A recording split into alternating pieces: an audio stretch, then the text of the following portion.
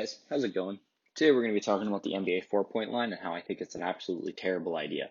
So the NBA currently doesn't have a 4-point line except in Philadelphia where they have one in their practice facility.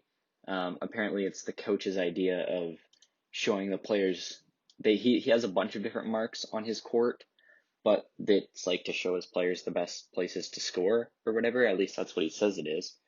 Now, if the NBA ever added a 4-point line, everybody is going to be shooting out there and it would completely wreck the game and how the game's played. I think it's a terrible idea, and even the idea that the NBA is thinking about it is not good. Because Curry would just go out there, flail into somebody, get fouled, and he'd shoot 4 shots. It doesn't make any sense. The 3-point line nowadays, like half the plays are being shot out from there, and it's going to be even more because statistically, it's been shown that you can score and get more points by shooting from a 4-point or the 3-point line. Sorry.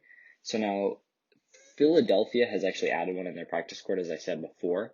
Now I'm not sure if it's in their game court or not. I'm trying to look up the answers. It doesn't seem like it is, but you can actually look up images of the 4-point line and their practice facility and how it breaks. It has like areas of the court divided where the coach wants them to score, I guess, or try and score from to get more points.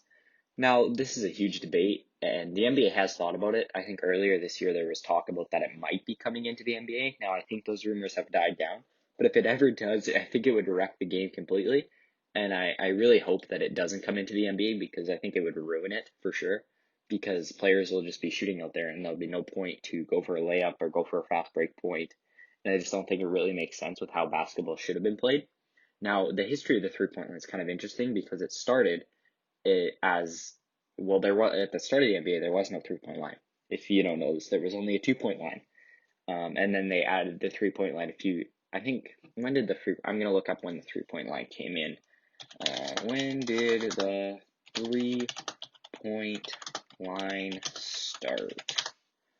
So the 3-point line didn't come in to the NBA until 1986. So it's not been here. It's not been in the NBA it's been in the NBA for a very short amount of time. So when you really think about it, and then that's why they say that like players like Michael Jordan, right?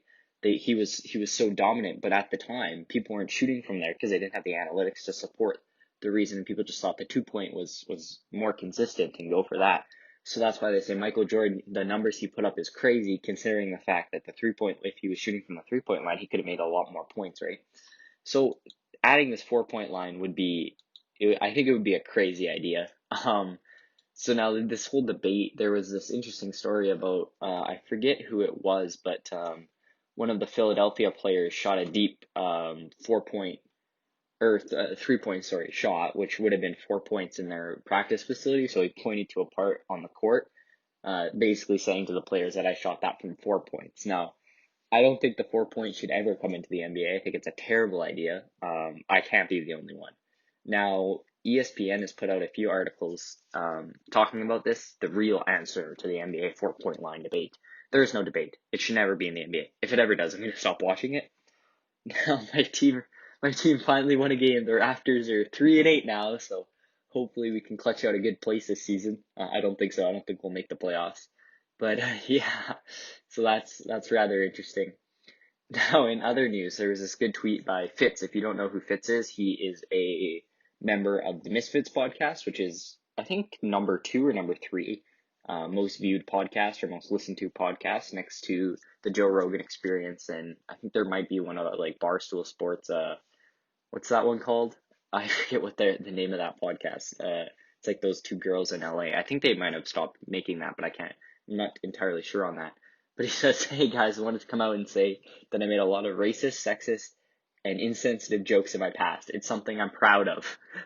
So most people would say it's something I'm not proud of, but he just reversed that because he's a pretty funny dude if you haven't listened to this guy.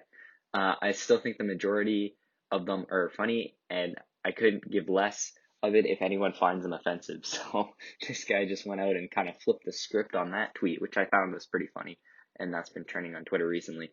So anyways, if you guys enjoyed this video, make sure to leave a like, subscribe, consider subscribing and joining the channel. And anyways, I'll see you guys in the next one. Peace out. Bye.